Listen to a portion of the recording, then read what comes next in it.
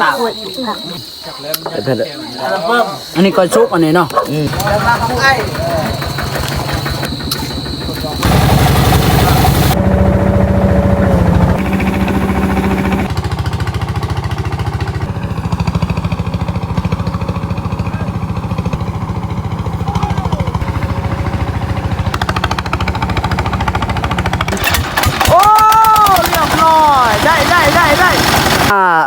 ทางใดเนาะนี่เจ้าของรถปั่นนี่เมืองเก่าเมืองเก่าพี่น้องเอ้ยเมืองเก่ามาจากเมืองเก่าเนี่ยโอ้อุตส่าห์มาฮอดเมืองผู้วงเนาะเมืองเก่าตลาดคนนี่ปีนี้มีแต่ลุยกับลุยสิได้ปั่นข้าวแล้วก่อนสิได้ปั่นข้าวต้องเฮ็ดตามฮีตของประเพณีเนาะพวกเราประมาณจักสอบปีนี่หรอ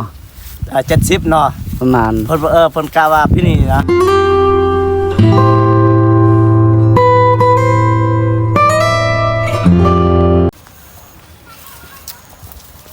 สบายดีพี่น้องเบิดสุขคนเนาะที่เข้ามารับชมก็มื้อนี้ก็ฮอบแรงอีกเนาะก็สิได้ซอยพี่น้องปั้นข้าวมื้อนี้เพราะว่าบาซี่ก็ว่านนี้ก็ได้ปั้นเรียบร้อยแล้วเนาะสำเร็จเสร็จสิ้น3ล้านซอยพี่น้องไอ้น้องเนาะแล้วก็มื้อนี้ยังสิมาซอยลุงป้าเนาะปั้นข้าวเนาะพี่น้องเนาะฮอบแรงนี่ลุยพี่น้องเนาะหลังจากอันนี้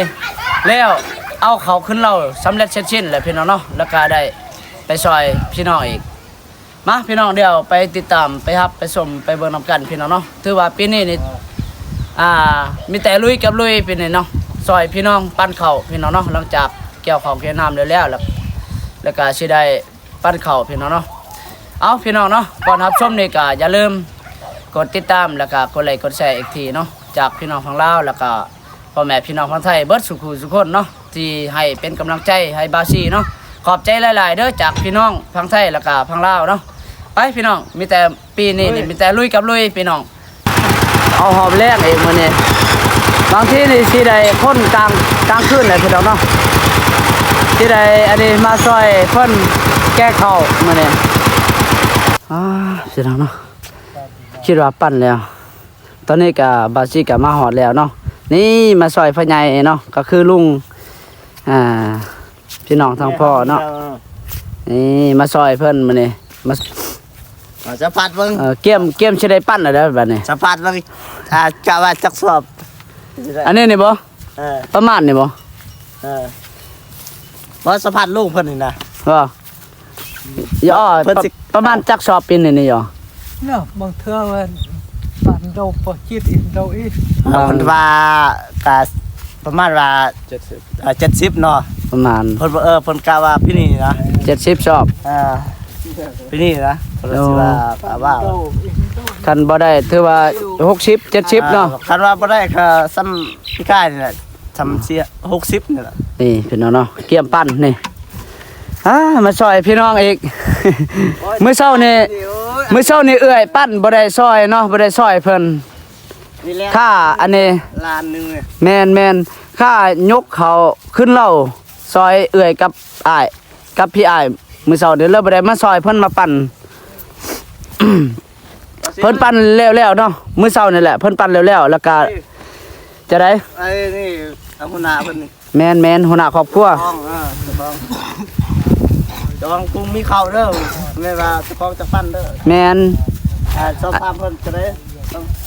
โดยอันนี้ก็น้องพี่น้องเนาะอันนี้ก็คือพี่อ้ายเนาะ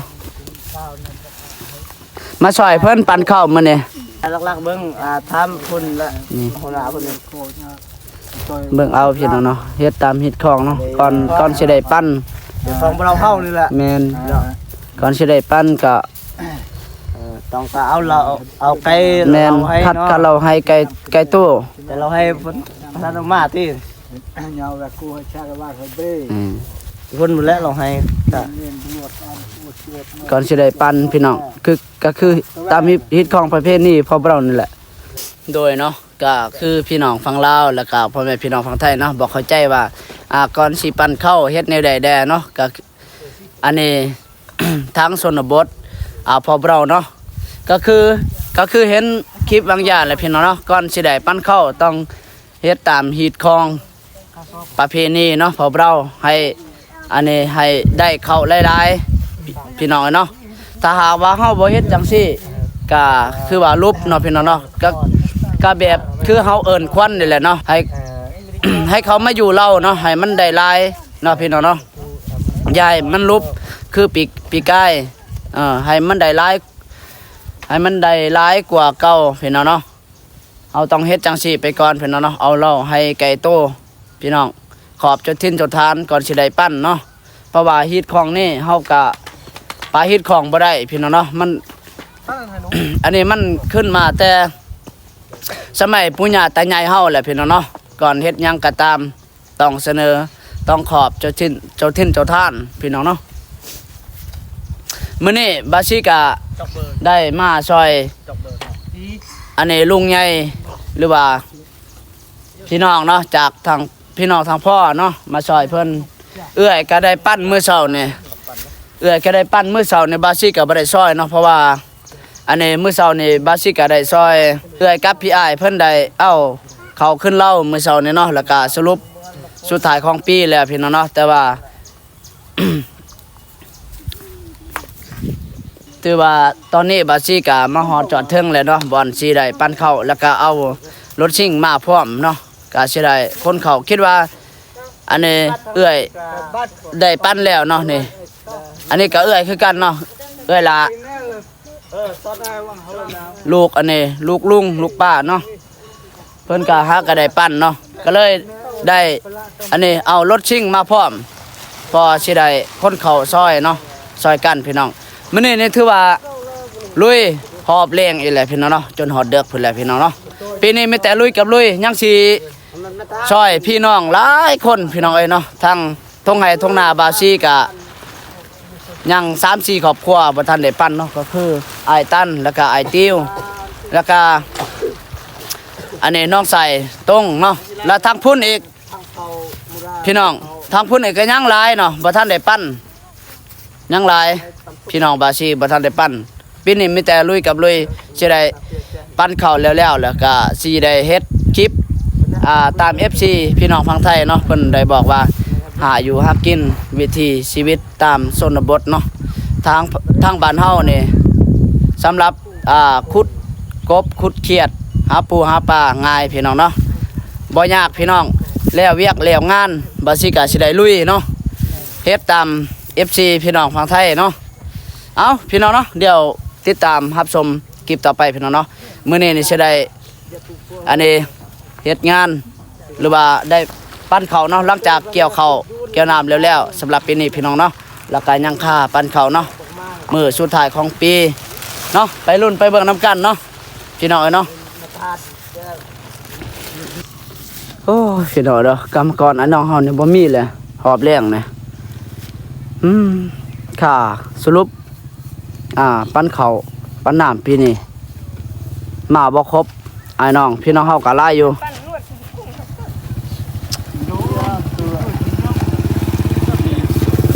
สิได้หอบดึกอีหลีเลยมื้อนี้เพราะว่าไอ้น้องเฮาก็มาบ่ครบเด้อมื้ออื่นบักเทื่อปั้นได้หั่นเจ้ามื้ออื่นบ่เพิ่นหั่นค่อยบ่ได้ปั้นเลยนะค่อยมื้อถ้าให้มันแล้วเนาะไม่เล่นเนาะ ไอ้น้องเฮานี่บ่หลายปีนี้เพราะว่าน้ำมันเอื่อยเบิดมันน้ำมันเอื่อยสำนานเดียวทั้ง โอ้เพิ่นว่าสิปั่นมื้อนี้บ่แม่นคือปั้นนี่ก็ได้ด้านเดียวเพิ่นน่ะหลอกคำมันสิบ่ได้นี่กับก้อนได้บ่มาทางใดเนาะนี่เจ้าของรถปั่นนี่เมืองเก่าเมืองเก่าพี่น้องเอ้ยเมืองเก่ามาจากเมืองเก่านี่โอ้อุตส่าห์มาฮอดเมืองผู้วงเนาะเมืองเก่าตลาดข้างนี่เพิ่นก็ใกล้ๆนี่หลายเด้จักปั่นปีนี้มาจากเมืองเก่าพี่น้องเอ้ยนี่เมืองเก่าโอ้คักๆอยู่นี่จักปั่นใหญ่นี่บ่ยากดอกคันว่ามีกรรมกรนี่บ่ยากซ้ำนี่ประมาณชั่วโมง1 2ชั่วโมงก็แล้วโอ้มาจากเมืองเก่าพี่น้องเอ้ยนี่อุตส่าห์มาปั้นเขาทั้งบ้านผู้โฮมเมืองผู้วงเนาะอุ้ยหลายปีนี่ติแต่กรรมกรเฮานี่แหล้วบ่มีนี่ สิได้หอบค่ำอีหลีแล้วมื้อนี้นี่โอ้ยเอ้ยบาดหอดมือปั้นเลยครับปั้นพร้อมกันพี่น้องนี่ก็ได้สรุปเลยเด้มื้อนี้ก็เลยบ่ได้มาซอยนี่มื้อนี้ก็ลุงกับป้าก็ได้สรุป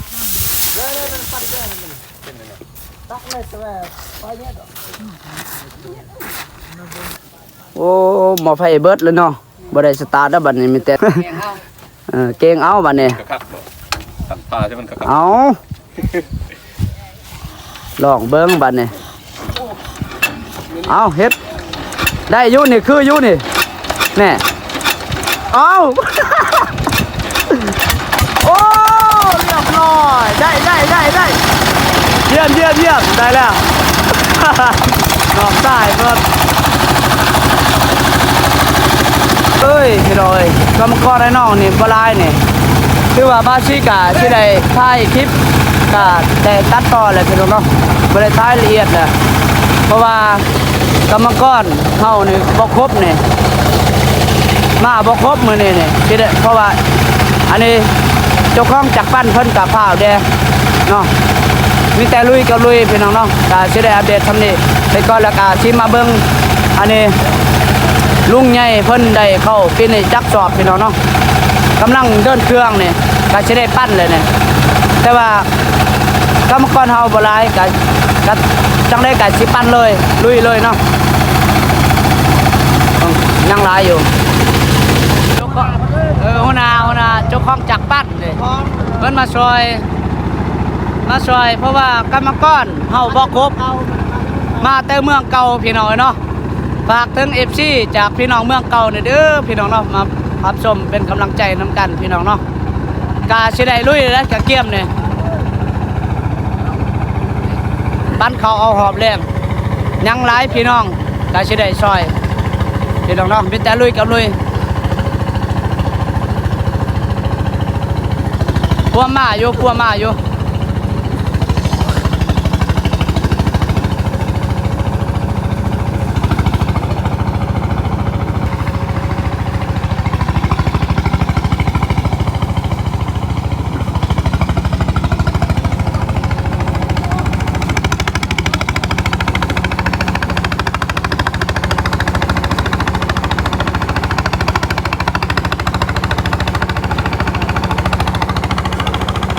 ก็ได้ช่องสอบ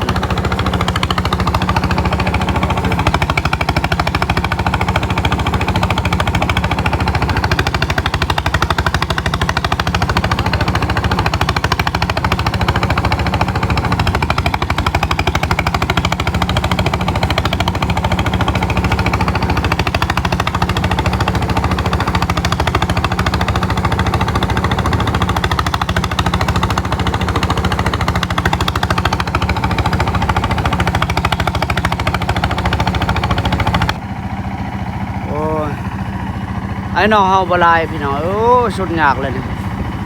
พอบค่ำอีหลีเลยนี่ แล้วทางพี่ก็ยังสิได้ไปซอยยังอีก4-5ครอบครัวอุ้ยมีแต่ลุยกับลุยปีนี้ มื้อนี้บาวซิก็ได้อันนี้เนาะมานี่มาซอยลุงใหญ่อีกปั้นข้าวเนาะเพราะว่าเพิ่นก็ปั้นฮอดค่ำพี่น้องเนาะรอถ่ายจักปั้นมาพุ่นแหละเพราะว่ามื้อนี้เพิ่นสิอันนี้จักปั้นนี่มาแต่เมืองเก่าเพิ่นได้3-4 ล้านเฉพาะมื้อนี้โอ้ถือว่าเก่งอันนี้จนฮอดค่ำนี่ไอ้น้องเฮาก็บ่หลายแด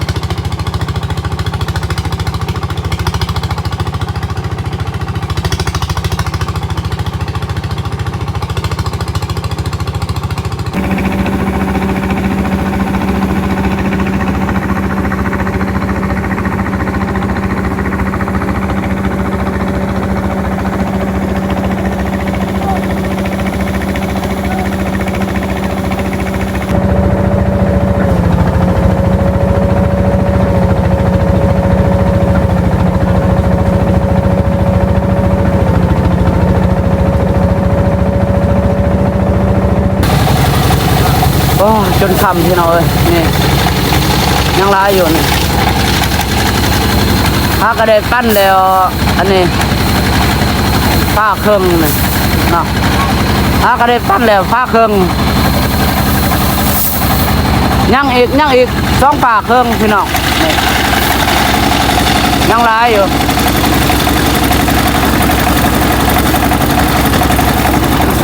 ปั้นแล้วได้ซับปลายสอบนี่ได้ซับปลายสอบเลยเนาะมื้อนี่ถือว่ายังลุยอีกที่ได้ปั้นซอยพี่น้องอีก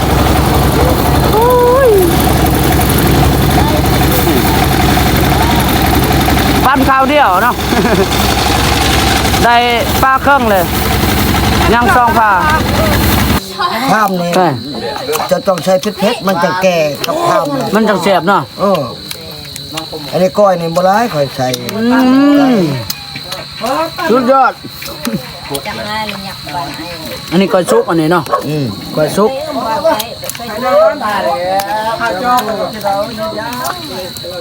เอาฮอบเด็กไอ้พี่น้องมันเอาฮอบเด็กชิม เนาะ ตัวนี้กันบ้าง หลังจากขึ้นมาแต่อันนี้ปั้นเขามื้อนี้ปั้นบ่แล้วก็สิได้ซ้ำมื้อนี่แหละเพราะว่าจากปั้นมันอันนี้เคนหลาย 2-3 เทื่อเลยก็เลยเพิ่นได้หยุดบ่ให้ปั้นมื้อนี้สิได้ปั้นมื้ออื่น ตัวเลยแต่ก็บอกยายอ่อนยายตัวนั้นแหละ ยายแน่เข้าเนี่ยกำลังตักของกินโอ้ยได้กินก่อยโอ้ไม่แล้วก่อยหมูมื้อนี้แล้วก็ได้กินลาบนี่เพิ่นเฮ็ดผู้เดียวมื้อนี้โอ้เก่งหลายเฮ็ดแต่อันนี้ 3-4 โมงเพิ่นเฮ็ดผู้เดียวนี่หมูตัวหนึง ชับลองเด้อลูกเด้อโตลาบเลือดนี่จะชับ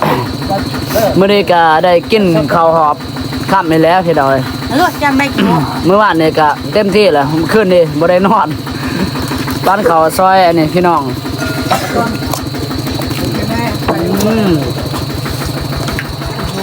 เต็มที่ปีนี้พี่น้อย